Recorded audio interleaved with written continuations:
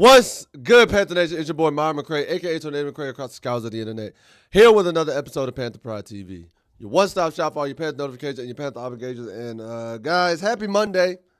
First and foremost, it actually is my birthday today, so that's actually a positive. I'm able to see another year on this planet, and I'm actually really thankful for that. I'm really thankful that I got to make it to another birthday, so that's the positive I'm gonna stick to all day. But guys, let's go ahead, address the elephant in the room.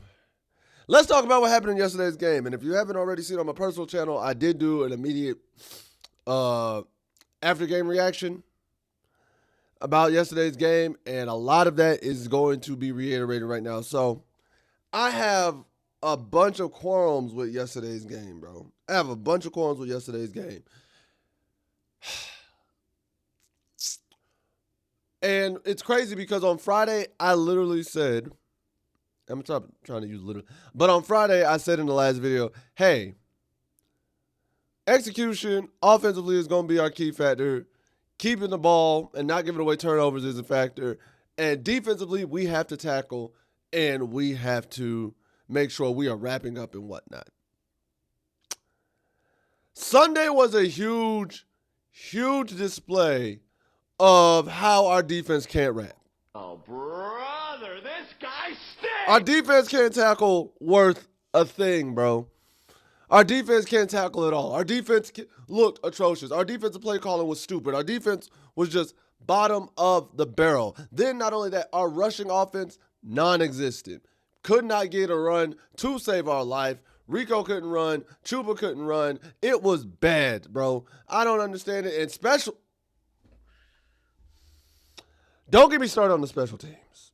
Don't get me started on the special teams.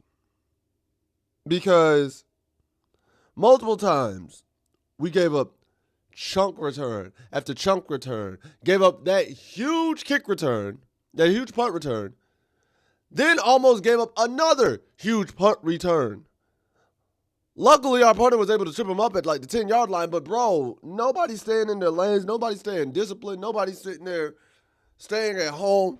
And what really pissed me off, and I knew I was going to see it, is the amount of people who blamed Bryce Young for this. The amount of fans I saw on Facebook and whatnot who were blaming Bryce Young for this. Bryce Young did exactly what y'all didn't want him to do. Bryce Young did what y'all would ask him to do. Not turn the ball over. That's the first and foremost. Bryce did not have a turnover. The very first drive, they executed. The second drive, I don't know what the play calling was, but we went away from what was working. And here's what's crazy. The drives were working up until we got around the 40 every time, the 40 of the Patriots every single time. It was like the play calling shifted from what was working. We'd have a false start here. We'd have another holding penalty here. We'd have a bad play that just turns into a real desperate throw. Then on 3rd and 15, 4 times, we ran the ball when we could have easily just thrown a pass underneath and gotten yards to get us in field goal range. But no, we ran the ball on 3rd and 15 that kept us out of field goal range. But that's Bryce's fault, right? It's Bryce's fault that DJ Johnson keeps getting sucked in on defense instead of staying contained on the outside and he could actually stop a run, right? It's Bryce Young's fault that the Hunter Henry touchdown, Charles Smith-Wade had an easy chance to just knock Hunter Henry out of bounds or literally just throw his body in his leg, but he went for the punch, trying to punch the ball out while Hunter Henry's standing straight up full stride, and Hunter Henry just says, oh, okay. It's like, boop. Yeah, that's not going to knock me out of bounds. And runs it for a touchdown. That's Bryce Young's fault, right? It's Bryce Young's fault that on defense, we ran a cover 2 on 3rd and 15 that leaves the middle wide open, and the Patriots run a deep dig route, right? That's Bryce Young's fault, right? It's Bryce Young's fault that we're getting beat on back shoulder fades on 4th and 3 when we're already down 42-6. Like, Our defensive execution was god-awful. Our offensive run game was god-awful. Our special teams was atrocious. Ryan Fitzgerald, I'm going to be a little bit nicer to you because you're still a rookie, but you missed an extra point, and that was the it seemed like that was the start. It seemed like that's when to start. You missed an extra point, then you missed a regular field goal.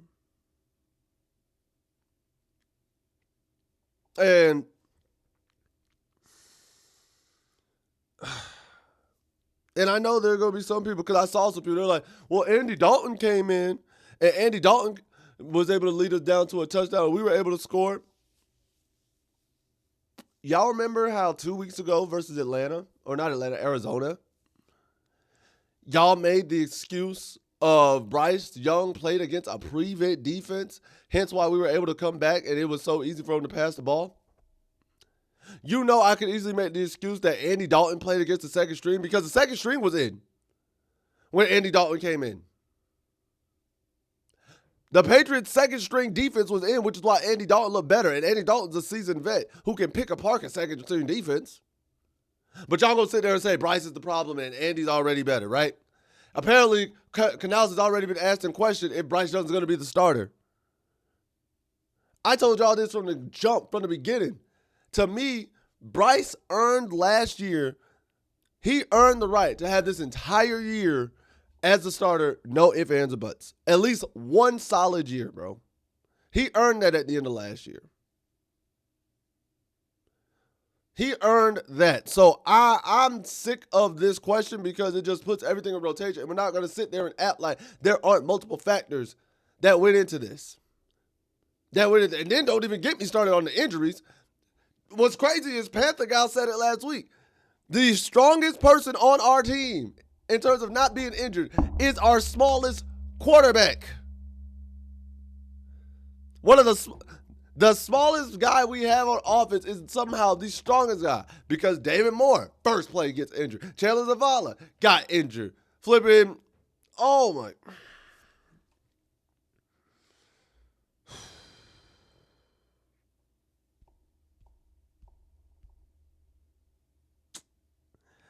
It's frustrating. It's annoying. That game was so pitiful. And when I looked at the stats and looked at the numbers, we shouldn't have lost that game as badly as we did. Like, if we had lost, we had lost. But there's no way we should lose that game that badly in that manner ever, bro. So, everything was Bryce an issue in yesterday's game? Yes. Bryce made some error throws. I'm not going to sit there and say he made every perfect throw because there were some throws that were behind T-Mac. There were some throws that were over the head. There were some throws that just – honestly, there was one that was questionable where he threw it into Tremaine in double coverage and it was almost picked off. And I was like, that was a bad throw regardless. Like, I don't know why you threw it into that window, but he was just trying to make something happen. And the same thing I said on Friday. If the offense executes, then the defense can play loose. And they can play free and they're not worried about making a mistake. The same goes the other way. If the defense makes everything work and the defense executes, the offense feels relaxed and can make things work. However, because our defense was giving up big play after big play after big play after big play, Bryce knows we got to respond back quickly. So you start getting tense. You start getting real tight. You start sitting there trying to make something happen because you're trying to make up for what your defense isn't doing. You're forcing throws. Now, instead of being in rhythm, you're trying to get the home run. You're trying to make things work. Instead of just letting things flow. And that's what happened to our offense. Because our defense did not execute, our offense was trying to make up for it and was always trying to make the perfect play, the perfect pass. And it didn't work.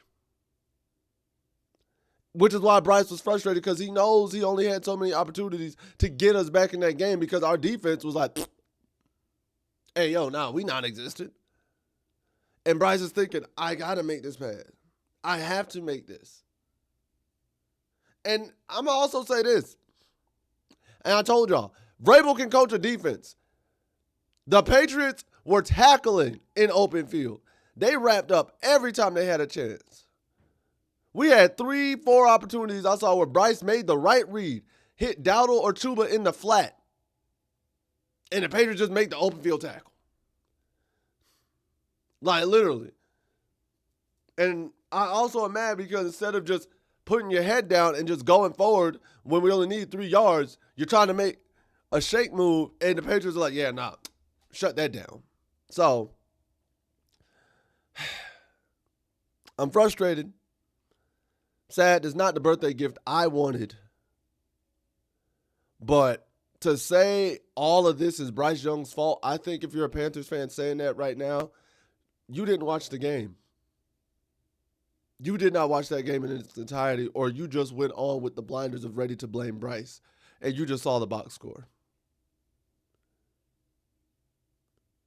Because if you had watched it, you would see the majority of the issues were from our defense not being disciplined and not tackling and not wrapping up, our special teams being atrocious and giving them great field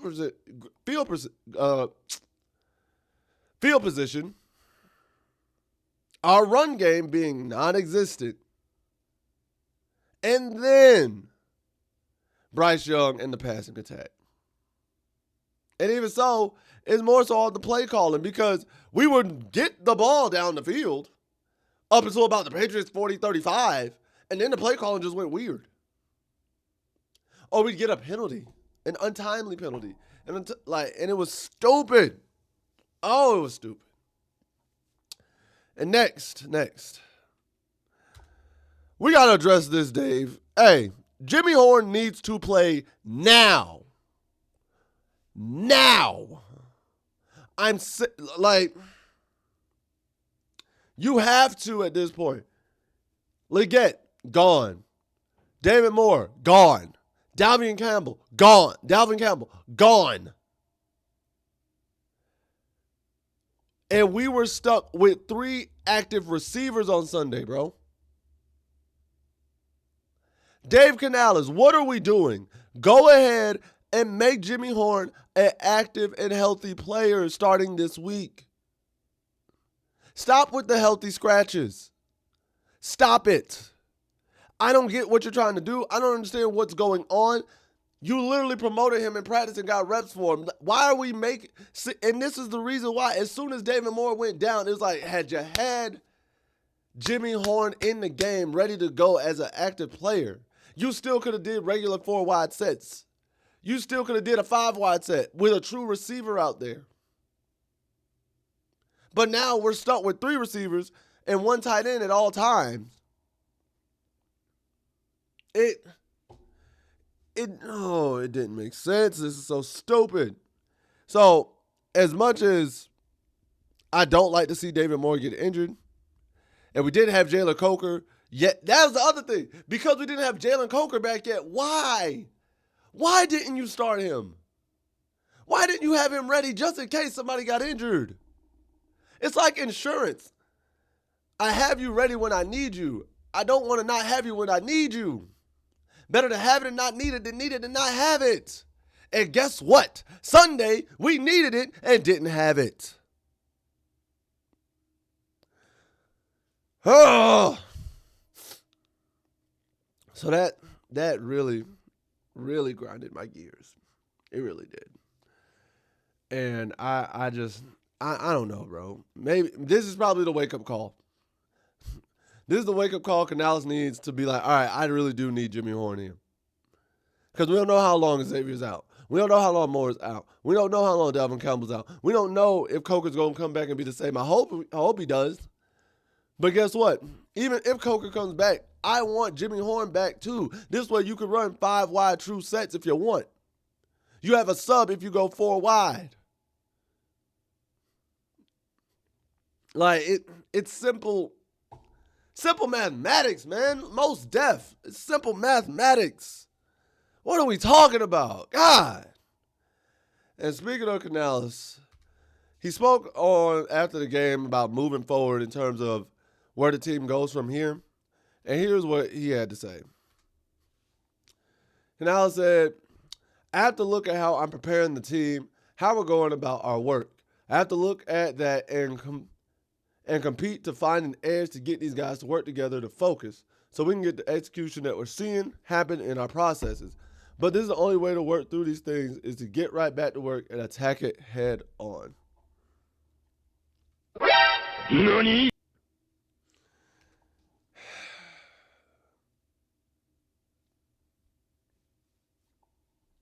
That sounds all good. And, I mean, it is the right approach. You do got to attack it head on. However, we all know this. And I told y'all this last week. For some reason, when it comes to playing Atlanta, y'all want to step up.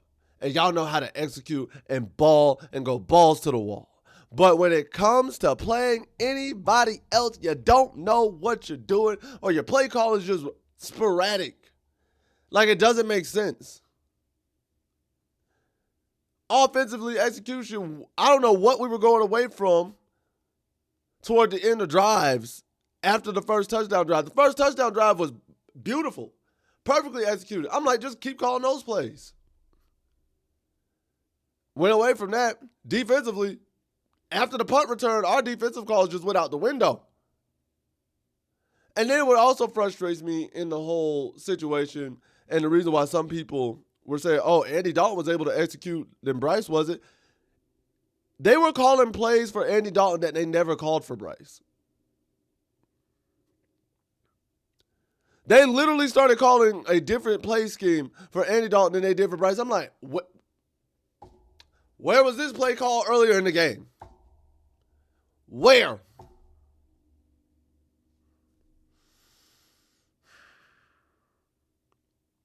You're right. You got to attack it head on. You're right. And I don't know what else to tell you aside from your play calling was sporadic. Our run game, asthmatic. Our defense, problematic. And our special teams, just tragic. The only highlight, and it was only for essentially like the first half, was our passing game. That's crazy. Think about that. As much as y'all hate Bryce Young, the only highlight in this game for the first half was our passing game and what Bryce was doing.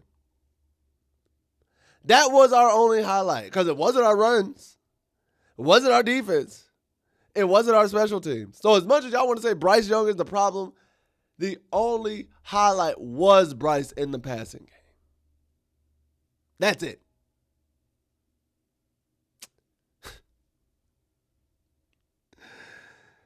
You better address it. That's all I know. You better address it. And, yeah, you got to fix that, man. But let's get into the Panther freeze frame of the day, y'all. And it is Tommy Tremble's touchdown in the back of the end zone, the dot that Bryce threw, the perfect dot that Bryce threw, if I'm being completely honest, because it looked beautiful. It was beautiful. He put it in the perfect spot for Tremble to go get it. So I'm happy for Tommy Tremble, man. Go get you yours, bro. And then now we get into it. And it's time for Panther Nation to speak your truth, bro. And let's get in the comment section. First thing comes up from Evan Wells, 2924. My man says, easy, give me the water boy. I get to be there on game days anyway. LOL. Hey, that's fair. That's fair. You're automatically there on game day, so that makes sense. Next comes from Indiana Pacers fan 00. Says, we need Jimmy Horn to play too. Facts. He's telling the truth. Jesus Christ. And then lastly, comes from Grizzly the Bowling. My man says, I'm at a loss for words. Do you think they will activate Hendon Hooker? Honestly, no. Honestly, no. I don't think Hendon Hooker is going to get activated. And truth be told, he's not the biggest issue here. Everybody thinks the quarterback play is going to change. Quarterback play doesn't change defensive play calling and defensive tackling and execution. Changing the quarterback does not change special teams execution. Changing the quarterback does not change our offensive line not being able to produce run lanes and our running backs being able to hit the hole and run the ball the way we need to. That is 3 out of the 4 facets of the game. Right there.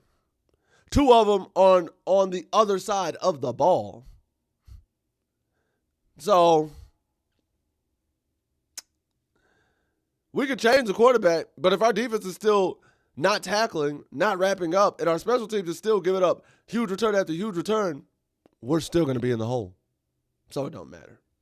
But, guys, that's all I have for today's video. If you enjoyed this video, please make sure to like, share, subscribe, and hit that notification bell at the bottom so you can always be reminded of when these videos are dropping. Next, comment below and let me know, what are your thoughts from the game? 2, for the wide receiver room, are we all in agreement Jimmy Horn needs to now start being activated on game day rosters, even if you're not going to play him, at least for situations like this? And 3, looking forward, what do you think needs to change? What do you think needs to be changed? And don't be that cynical, be like, oh, it's Bryce Young. Be realistic. If you watch the whole game, like, let's be real. What needs to change? But if you think it's Bryce Young still, hey, you know what? Y'all got your own opinion. I know where I stand. But that's all I have, because at the end of the day, what do I know? I'm just a skinny brother with 2 tats. Peace. Good luck to all of you. Take care, Panther Nation. Later days, as always, keep pounding. I'll see you next time. And thank y'all in advance for all the birthday wishes. I greatly appreciate them.